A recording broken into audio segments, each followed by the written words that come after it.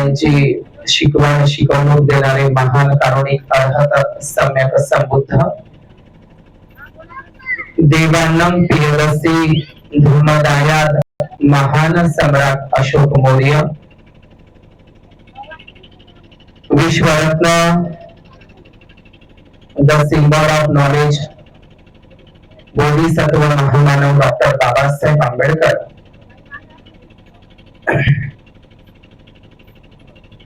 बुद्ध भूषणकार छत्रपती संभाजी महाराज कुळवाडी भूषण बहुजन प्रतिपादक छत्रपती शिवाजी महाराज ज्ञान नाही विद्या नाही ती घेण्याची गोडी नाही बुद्धी असूनही चालत नाही त्यास माणूस म्हणावे का आपल्या काव्य फुले या कविता संग्रहाद्वारे क्रांतीज्योती ज्ञानमाता सावित्रीबाई फुले राष्ट्रपिता ज्योतिराव फुले या धरतीचे आबा बिरसा नागमुंडा या ठिकाणी ज्या वाशिम या परिसरामध्ये भगवान बुद्धांचा जो कालाम सूत्र कालाम लोक हे बुद्धांच्या काळामध्ये एक शिकारीवर जगणारे शिकार करणारे अनेकदा तथागत बुद्धांचा भिक्खू संघ आणि स्वतः तथागत बुद्ध सुद्धा केस पुत्र नगरीतील त्या कालाम लोकांना उपदेश करायचे तथागत भगवान बुद्धांचा स्वातंत्र्याचा जाहीरनामा हा स्वातंत्र्याचा जाहीरनामा म्हणजे कालाम सूत्र ज्या कालाम सूत्रामध्ये तथागत बुद्धांनी अभिव्यक्ती स्वातंत्र्य विचार स्वातंत्र्य जो कालाम सूत्र हा स्वातंत्र्याचा जाहीरनामा ज्यामध्ये तथागत बुद्ध म्हणतात मी सांगतो म्हणूनही खरं मानण्याची गरज नाही रूढीने परंपरेनं चालत आलेला आहे म्हणूनही ते सत्य मानू नका सांगणारा व्यक्ती आणि त्या सांगणाऱ्या व्यक्तीवर तुमची श्रद्धा आहे म्हणूनही सत्य मानू नका खूप लोक त्याचा समर्थन करतात म्हणूनही सत्य मानू नका एखाद्या विशिष्ट धर्मग्रंथात ते लिहिलेलं आहे म्हणूनही ते सत्य मानू नका कुठलीही गोष्ट स्वीकारण्यापूर्वी एकतर ती तर्कसंगत असावी न्याय बुद्धिसंगत असावी आणि ती बहुजनाच्या सुखाची असेल तरच स्वीकारावी हाच कालाम सूत्राचा उपदेश जगद्गुरु तुकोबारायांनी सुद्धा सत्य असत्याशी मन केले ग्वाही मानियले नाही बहुमता भगवान बुद्धांचा हाच कालाम सूत्राचा संदेश संत सेवालाल महाराज यांनी सुद्धा दिलेला आहे हाच कालाम सूत्राचा बुद्धांचा उपदेश काय म्हणतात संत सेवालाल महाराज तम सोता आपने जीवने दिवा लगा सको छो तम सोता आपने जीवने दिवा लगा सको छो कोई केती कम छेनी कोई केती कम छेनी भजने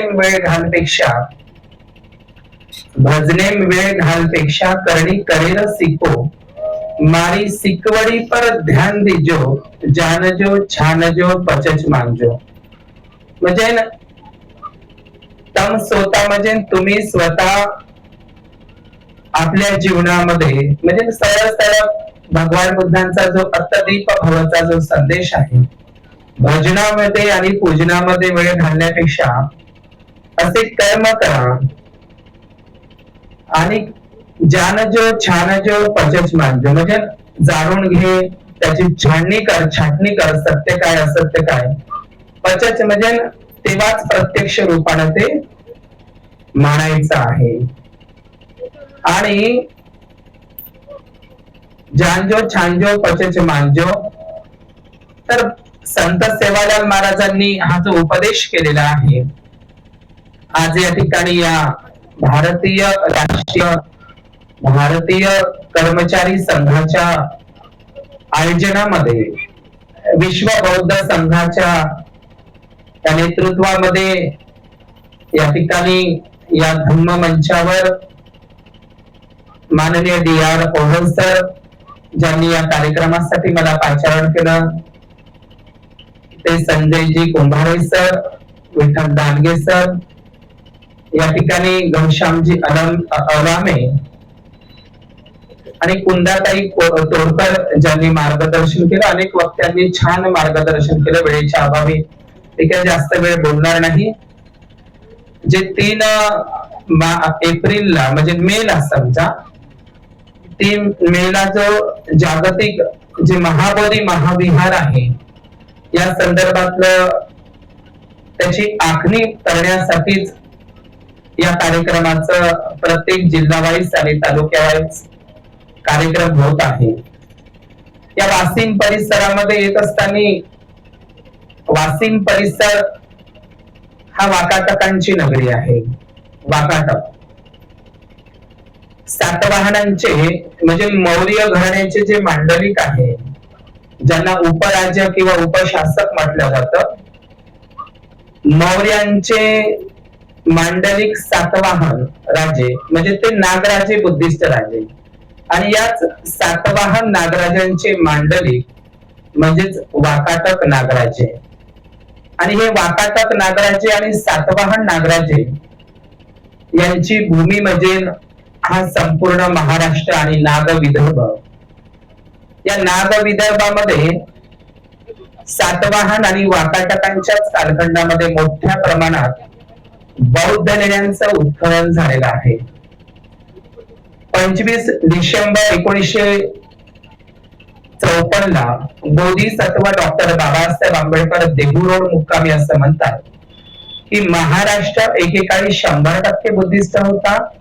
त्याची साक्ष म्हणजे महाराष्ट्रात असलेल्या सर्वात जास्त बौद्ध लेण्या, आणि ह्या बौद्ध लेण्यांचं सर्वाधिक खोदकाम महाराष्ट्रामध्ये आणि महाराष्ट्राबाहेरही सुद्धा. तर महाराष्ट्रामध्ये सर्वाधिक जर बौद्ध लेण्या असेल तर या सातवाहन नागराजांनी, सोबतच महाक्षत्रप ह्या राजांनी सुद्धा, आणि वाकाटक नागराजांनी, आणि काही थोड्याफार प्रमाणात शिलाहार नागराजांनी सुद्धा त्यामध्ये योगदान दिलेलं आहे. तर मी या वाशिम परिसरामध्ये येत असताना अकोला आणि वाशिमचं जेव्हा विभाजन झालं, तर अकोला जिल्ह्यामध्ये आपल्याला माहितच आहे पातूरच्या ज्या काही लेण्या आहेत, पातूरच्या बौद्ध लेण्या त्या वाकाटक नागराजांच्याच बौद्ध लेण्या आहेत. आणि महाराष्ट्रामध्ये म्हणजे नाग विदर्भामध्ये खऱ्या अर्थानं या वाकाटकांच्या अनेक प्रांतिक राजधान्या होत्या, प्रांतिक राजधान्या. परंतु मुख्य जी राजधानी वाकाटक नागराजांची ती म्हणजे वाशिम. प्राचीन नाव त्याचं वत्सगुल्म आहे. वत्सगुल्म हे वाशिमचं प्राचीन नाव आहे, आणि वाकाटकांची ती प्रमुख राजधानी वत्सगुल्म आहे. नागपूरच्या जवळ असलेलं नागरधन आहे, किंवा मग मनसर ज्याला मानसरोवर म्हणतात, आणि आमच्या वर्धेजवळ असलेलं ते ठिकाण म्हणजे पवनार. हे पवनार नसून ते प्राचीन प्रवरपूर आहे. द्वितीय वाकाटक नागराजा प्रवरसेन याच्यावरून ते प्रवरपूर झालं आणि नंतर ते पवनार झालेलं आहे. तर या वाकाटकांच्या राजधान्या मी सांगत आहोत. तर या वाशिम जिल्ह्यातली ही वत्सगुल्म ही त्यांची प्रमुख राजधानी आहे वाकाटक नागराजांची. वाकाटक नागराजांच्या ज्या काही बौद्ध लेण्या आहे, म्हणजे या वाशिमच्या वाकाटक नागराजांच्या ज्या बौद्ध लेण्या आहेत त्या म्हणजे मग ते मुंबई जवळची जी बुद्ध लेणी आहे, कान्हेरी बुद्ध लेणी, किंवा मग घारापुरी जिला वज्रयानी बुद्ध लेणी म्हणतात, त्याच्यामध्ये लेणीमध्ये सुद्धा वाकाटक नागराजांचं योगदान आहे. मग या भद्रावतीमध्ये असलेली जे भद्रनाग नावाचा जो नागराजा, भद्रावती चंद्रपूरच्या, तर त्या विद्यासन बौद्ध लेण्या सुद्धा वाकाटकांचं त्याच्यामध्ये योगदान आहे. मग त्या पातूरच्या बौद्ध लेण्या असेल, आणि या परिसरामध्ये अत्यंत महत्वाच्या बौद्ध लेण्या म्हणजे आपल्याला माहित आहे जगप्रसिद्ध बौद्ध लेण्या अनेक लोकांना ते माहिती असणं गरजेचं आहे की अजिंठा आणि वेरूळ, तर त्याच्यामधली अजिंठा, मी वाकाटक नागराजांचं याच्यासाठी महत्व सांगतो की अजिंठा ज्या जगप्रसिद्ध बौद्ध गुफा आहे त्याच्यापैकीची 16 नंबरची, 17 नंबरची आणि 18 नंबरच्या ज्या 3 बौद्ध लेण्या आहेत, ह्या तीनही बौद्ध लेण्या याच वत्सगुल्म म्हणजे याच वाशिम जिल्ह्यातील वाकाटक नागराजांच्या ते लेण्या आहे. म्हणजे 16, 17 आणि 19 नंबरची बुद्ध लेणी, खूप सुंदर बुद्ध लेणी आहे. त्यामध्ये राहुल माता यशोधरेचं सुद्धा उत्कृष्ट शिल्पांकन आहे. म्हणून या वाकाटक हे जे नागराज आहे यांची सत्ता, मग ते पवनी असेल किंवा अमरावतीचा दक्षिण भारतापर्यंत त्यांचा बौद्ध धर्मासाठी त्यांनी मोठ्या प्रमाणात प्रचार आणि प्रसार केलेला आहे. मला खूप आनंद होत आहे की मी या वाकाटक नागराजांच्या या नगरीमध्ये, या नागनगरीमध्ये, या वसीम परिसरामध्ये आजचा जो मुद्दा आहे जागृतीचा अगणित जो तेवत ठेवा, डॉक्टर बाबासाहेब आंबेडकरांची, म्हणजे आपल्याला माहित आहे की तथागत भगवान बुद्धांची पहिली सिंह गर्जना, काही लोक म्हणजे धम्मचक्र प्रवर्तन असंच म्हणतात, परंतु भगवान बुद्धांनी ज्या ठिकाणी पहिल्यांदा सारनाथला, वाराणसीला ज्या ठिकाणी जी धम्म उपदेश केलेला आहे पहिला, त्याला सिंह गर्जना म्हणतात किंवा सिंहनाद म्हणून सुद्धा ते जगात प्रसिद्ध आहे. तर बोधिसत्व डॉक्टर बाबासाहेब आंबेडकरांचा जो सिंहनाद आहे, जी सत्याची सिंह गर्जना आहे, तर ते 20 मार्च 1927 ला जी महाड संगरभूमी आहे, महाड, आणि हे जे महाड हा शब्दच महार या शब्दाचा अपभ्रंश आहे. म्हणजे रायगड किल्ल्याच्या पायथ्याशी जे महाड जे शहर आहे, आणि महाड हे प्राचीन काळातील बौद्ध धर्माचं केंद्र आहे. तिथे गांधारपालीच्या 30 बौद्ध लेण्या आहेत.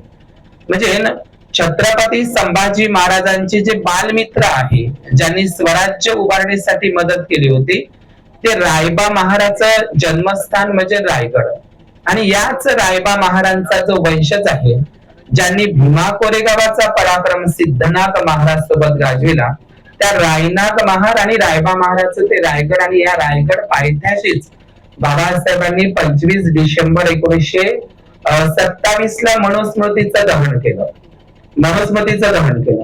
तर बाबासाहेबांचे तिथचे जे वाक्य अत्यंत महत्वाचे आहे, जे सरांनी पत्रकामध्ये छापलेलं आहे, पण तिथले भीमा कोरेगावाच्या संदर्भातलं महत्वाचं वक्तव्य बाबासाहेबांनी महाडलाच केलं. मनुस्मृतीने काय बोलतात बाबासाहेब तिथे, तुम्ही भेड बकरीची संतान नसून सिंहाचे छावे आहात.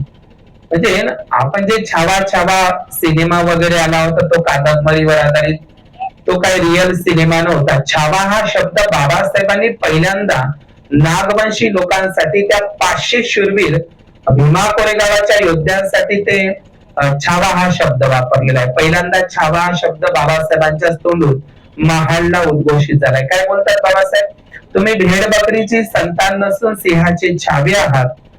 ही माझी गोष्ट काल्पनिक नव्हे. त्या भीमा कोरेगावाच्या विजय स्तंभाला जाऊन बघा, तुमच्या पूर्वजांची नावे कोरलेला तो विजय स्तंभ साक्षी आहे.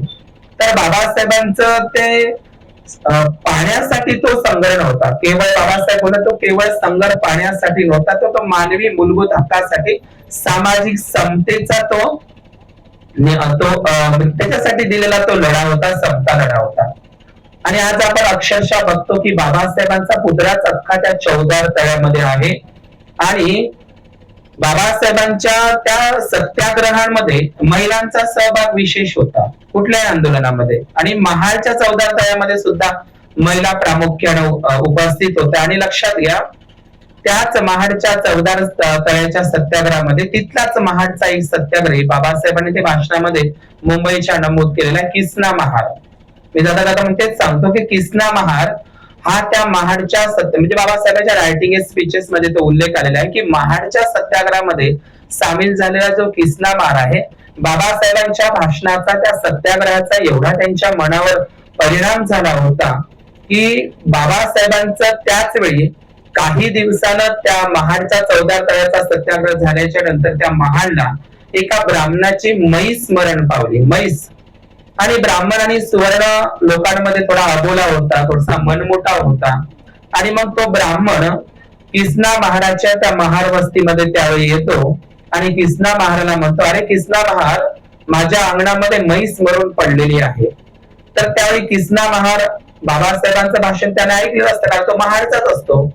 तर त्यांच्यावर एक शब्दांचा परिणाम असतो बाबासाहेबांच्या भाषणात, की मेलेले गुरु ओरू नका, मेलेल्या गुरु मांस खाऊ नका, स्वच्छ राहा, शिका, स्वाभिमानानं जगा, लाचारीचं जीवन सोडून द्या.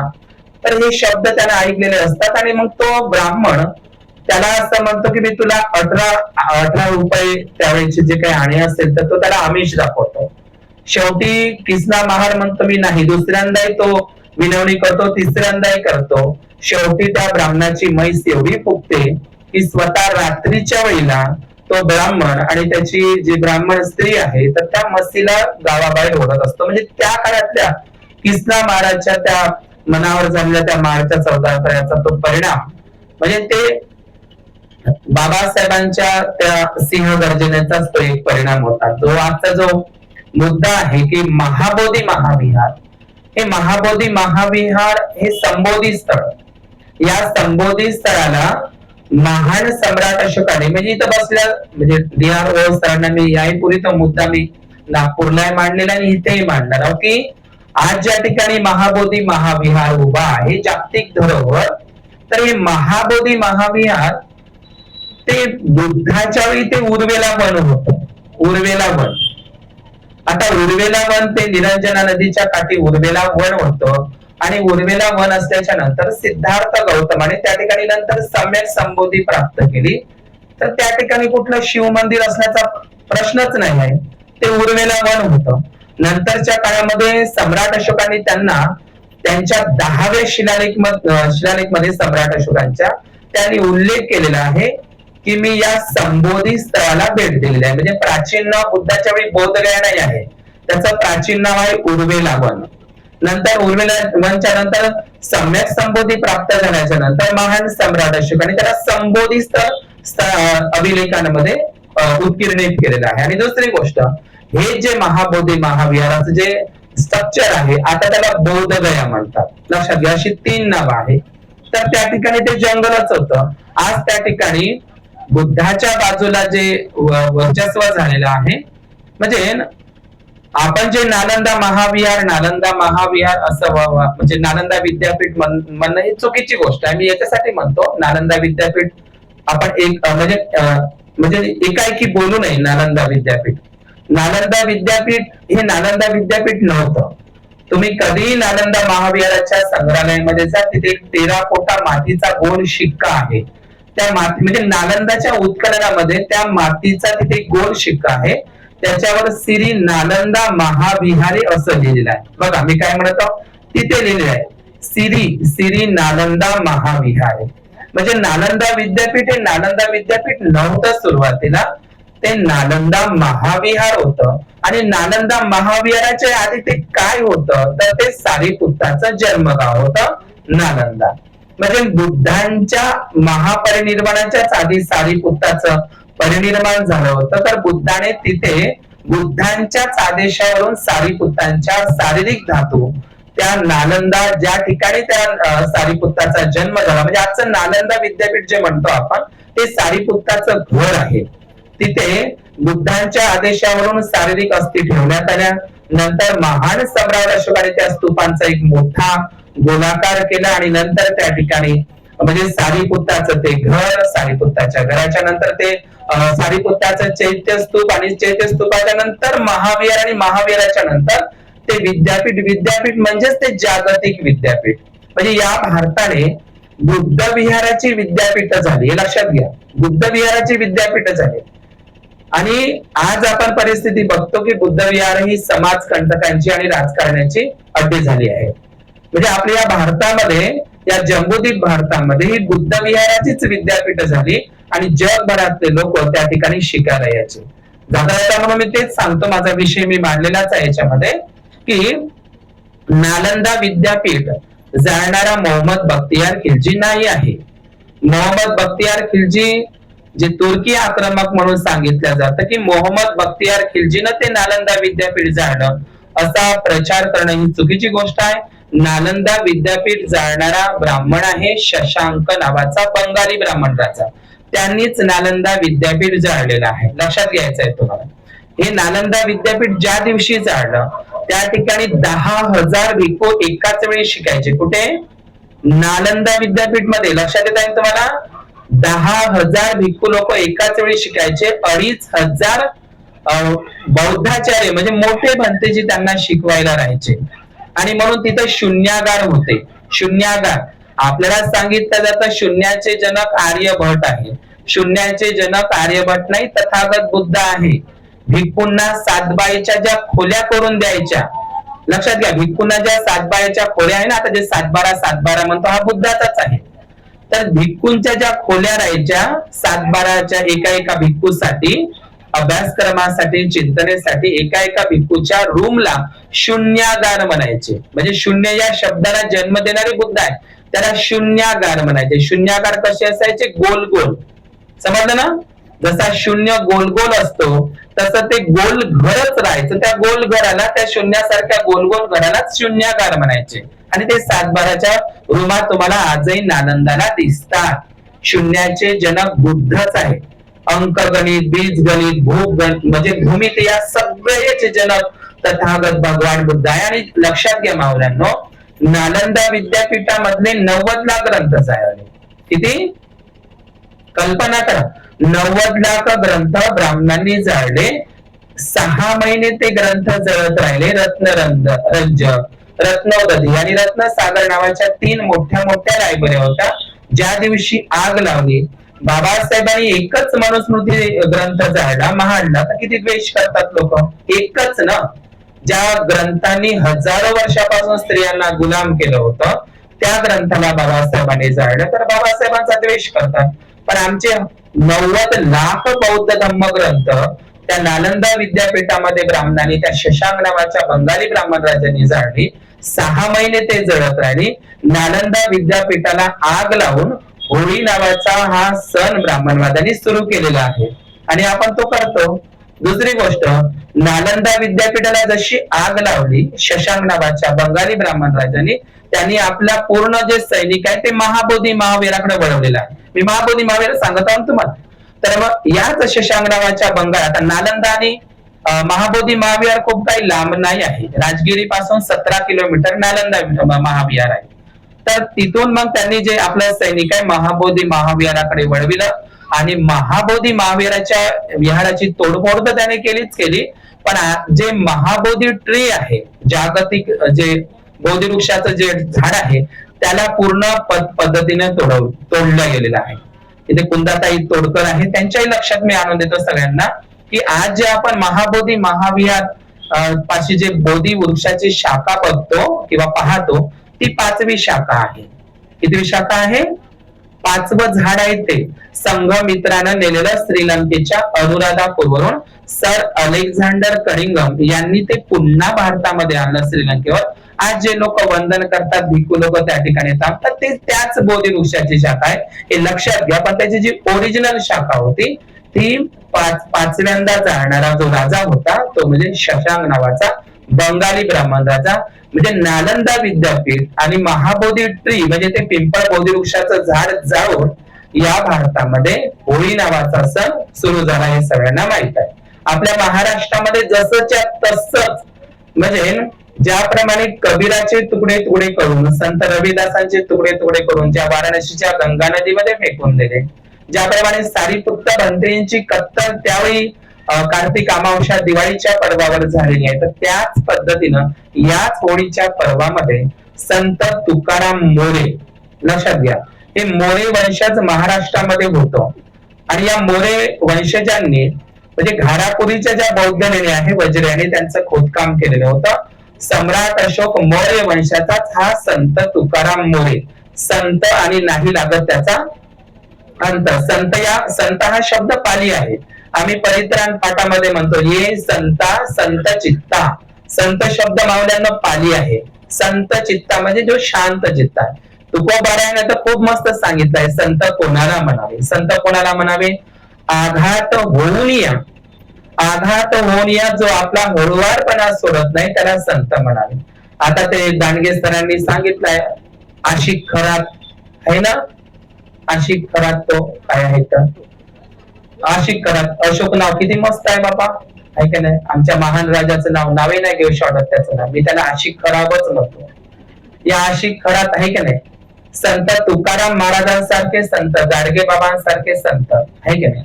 काय बोलले संत तुकाराम महाराज, ऐसे कैसे झाले भोंदू कर्म करोनी म्हणती साधू, अंगा लावून या राख डोळे झाकोनी करती पाप, दाऊनी वैराग्याची कळा भोगी विषय वासनेचा सोडा, तुका म्हणे सांगो किती जळ येतयाची संगते. म्हणजे तुकाराम महाराजांनी जे सांगितलं होतं, आता संत राहिलेले नाही, सगळे बिझनेसमॅन झालेले आहे. संत होते तुकाराम महाराज, राष्ट्रसंत तुकडोजी महाराज, नामदेव महाराज, आहे ना. नामदेव महाराजांचं किती सुंदर आहे, शोधांचा शोध बोधांचा महाबोध, शुद्धांचाही शुद्ध बुद्ध विटेवरी, जंबू या दीपा माझी एक पंढरपूर गाव, बुद्ध धम्माचे नगर विठ्ठो पाटील त्याचं नाव. संत नामदेवांच्या होईल.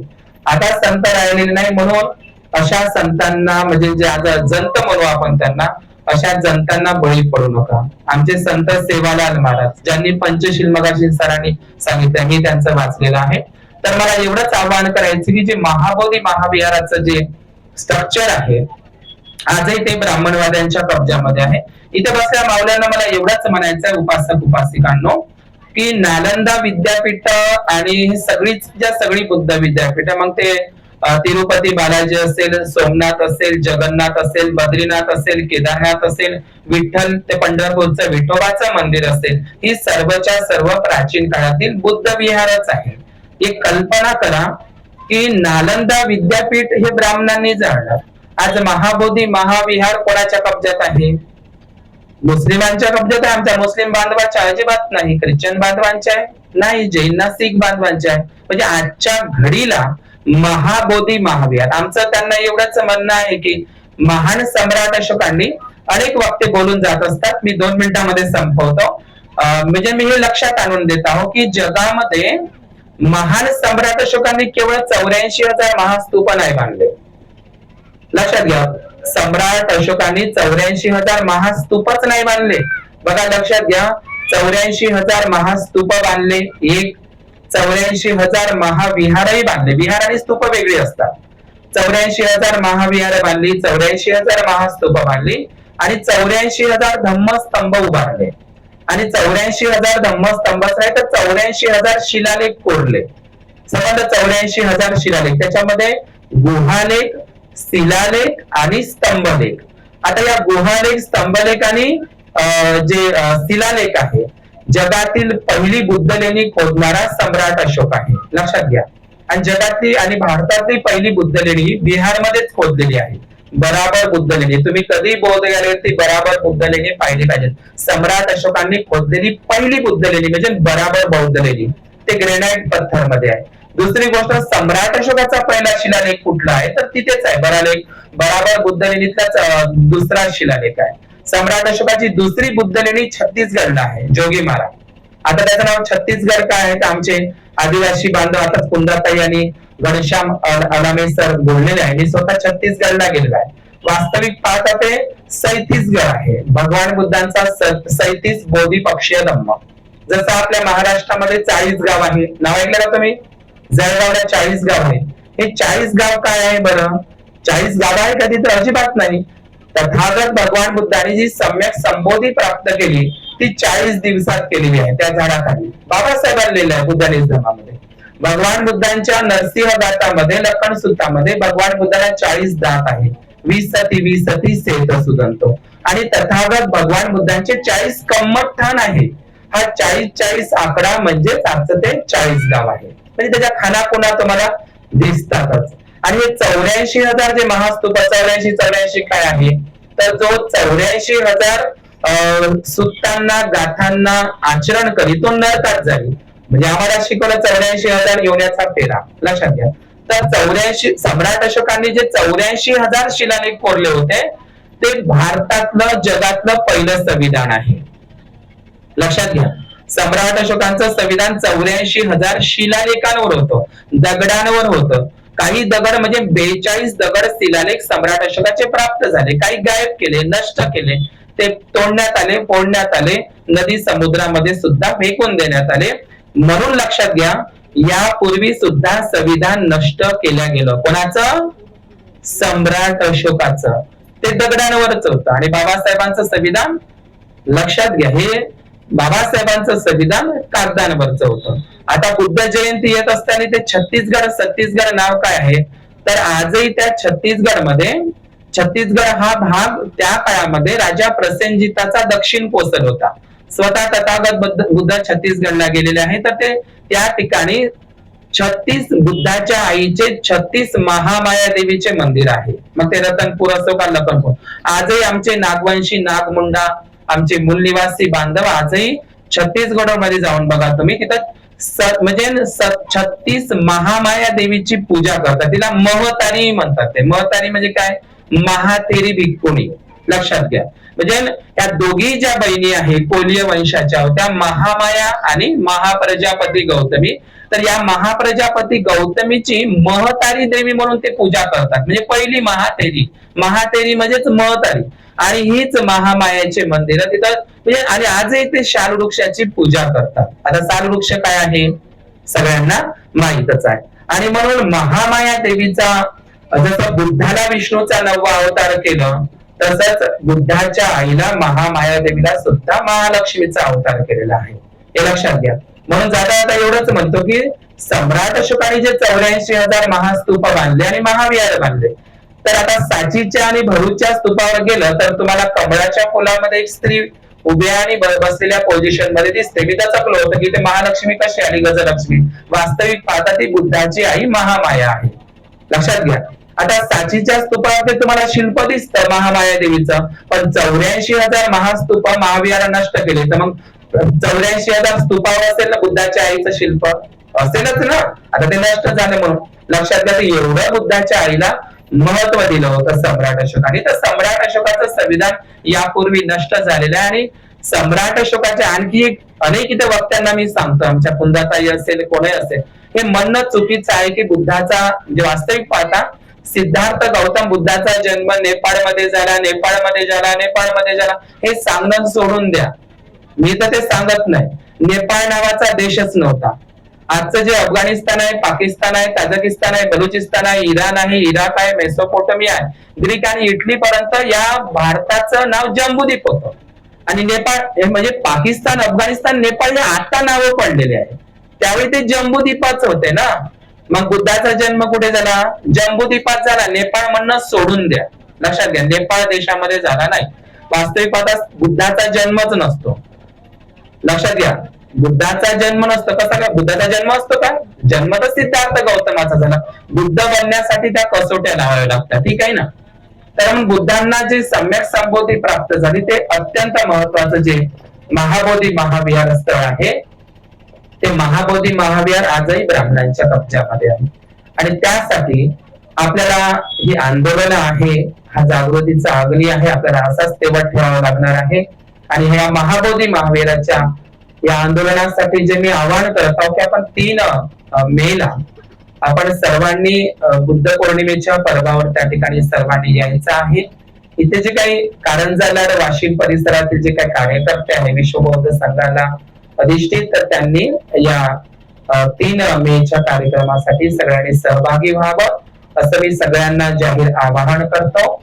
या ठिकाणी माझ्या या विषयाला मी विराम देतो. खूप सारं बोलण्यासारखं जाऊ द्या आता. ठीक आहे ना. माझ्या वेळेमध्ये मनभर ज्ञानापेक्षा कणभर आचरण महत्वाचं आहे. आपला जागृतीचा अग्नी असाच तेवढ ठेवा, असंच मला या ठिकाणी आजच्या अनुषंगाने सांगायचं आहे. नमो बुद्धाय आणि जय भीम.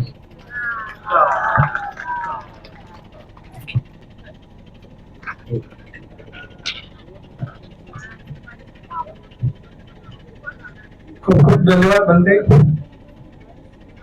यानंतर एक महत्वाची सूचना आहे की जे पेंडॉलच्या बाहेर उभ्या असलेली मंडळी, त्या सर्वांना अशी आग्रहाची विनंती आहे की त्यांना